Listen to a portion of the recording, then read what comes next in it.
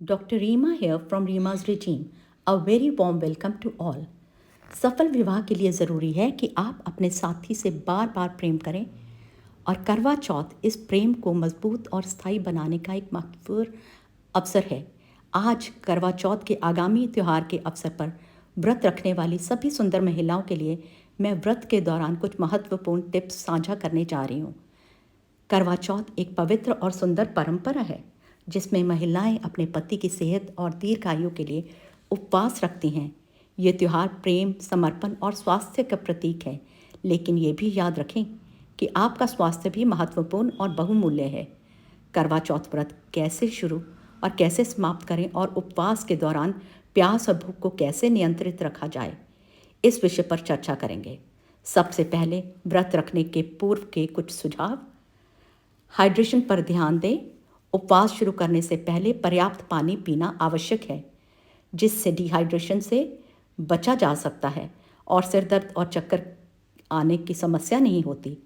अत्यधिक कैफीन से बचें। यदि आप कॉफ़ी या चाय के शौकीन हैं तो करवा चौथ से कुछ दिन पहले ही कैफीन का सेवन कम कर दें। इससे कैफीन की कमी से होने वाले सिर दर्द से बचा जा सकता है। संतुलित भोजन पर ध्यान दें। उपवास से पहले संतुलित भोजन करें। प्रातःकाल में ऐसा भोजन दें जो दिन भर ऊर्जा प्रदान करे। सर्गी में जटिल कार्बोहाइड्रेट्स, लीन प्रोटीन और स्वस्थ वसा हेल्दी फैट्स का शामिल होना चाहिए या सेवन करें। अच्छी नींद लें। उपवास के दिन ऊर्जा और फोकस बनाए रखने के लिए पर्याप्त नींद लेना आवश्यक है। करवा चौथ से पहले अच्छी नींद लेंगे तो सिर दर्द या थकान नहीं होगी।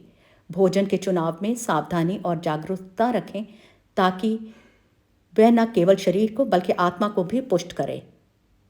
सर्गी की थाली में इन खाद्य और पेय पदार्थों को शामिल करें, जैसे कि साबुत अनाज के परांठे, पोहा या उपमा, प्रोटीन से भरपूर खाद्य पदार्थ जैसे कि दही, पनीर या नट्स, ताज़े फल और सब्जी, हरी पत्तीदार सब्जियां, स्वास्थ्यवर्धक तेल या नारियल तेल या घी। इन विकल्पों को चुनकर आप अपनी सर्गी की थाली को पौष्टिक और स्वास्थ्यप्रद बना सकते हैं। एक मुट्ठी भर नट्स, बादाम, अखरोट और किशमिश, कद्दू के बीज, तरबूज के बीज। पर्याप्त पानी पिएं ताकि आप दिन भर हाइड्रेटेड रहें। छाछ या नारियल पानी शामिल करने से दिन भर हाइड्रेशन बना रहता है। परंपरा के अनुसार मिठाई शामिल करने के लिए हलवा या पारंपरिक सेवइयां, जिसे फेनिया कहा जाता है, या घर में बनी हुई सेवइयों का सेवन कर सकते हैं। यह सर्गी की थाली हमारी परंपरा का सम्मान करती है, स्वास्थ्य का ध्यान रखती है, व्रत के दौरान ऊर्जा और पोषण प्रदान करती है। व्रत रखने वाले व्यक्ति को स्वस्थ और ऊर्जावान बने रहने में मदद करती है। अब हम उन खाद्य पदार्थों की बात करते हैं जो हमें इस थाली में नहीं लाने।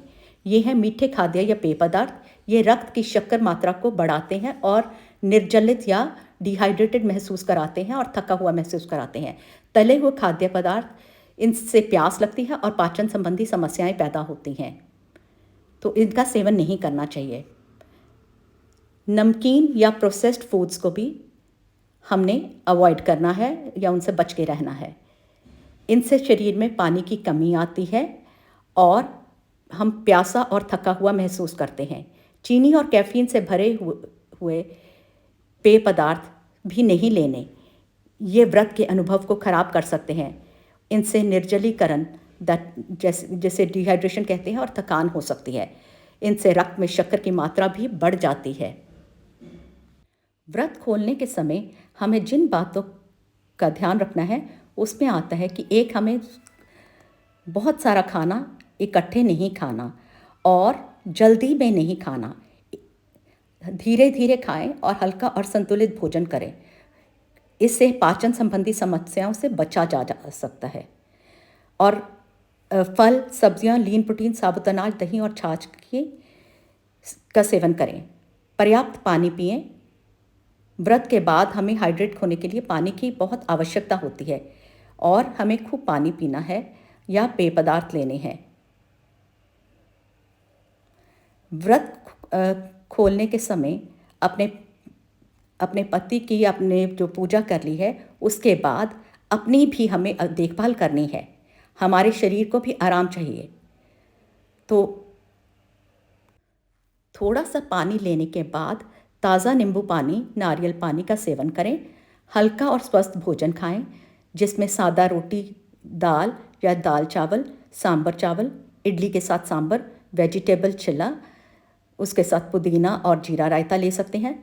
फल या वेजिटेबल रायता, बीन सलाद या स्प्राउट सलाद ले सकते हैं।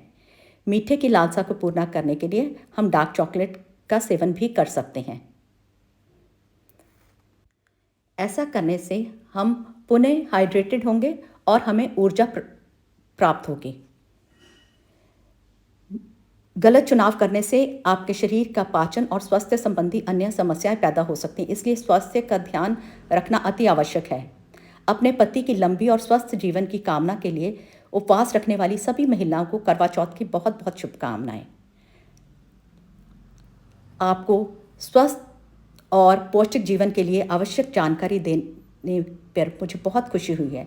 आगे भी स्वास्थ्य और आहार संबंधी जानकारी के लिए मुझे फॉलो करते रहें। यदि आपको आहार या स्वास्थ्य संबंधी परामर्श लेनी है तो आप मुझे दिए गए नंबरों पर संपर्क कर सकते हैं। आपके स्वस्थ जीवन की कामना करती हूँ। नमस्कार।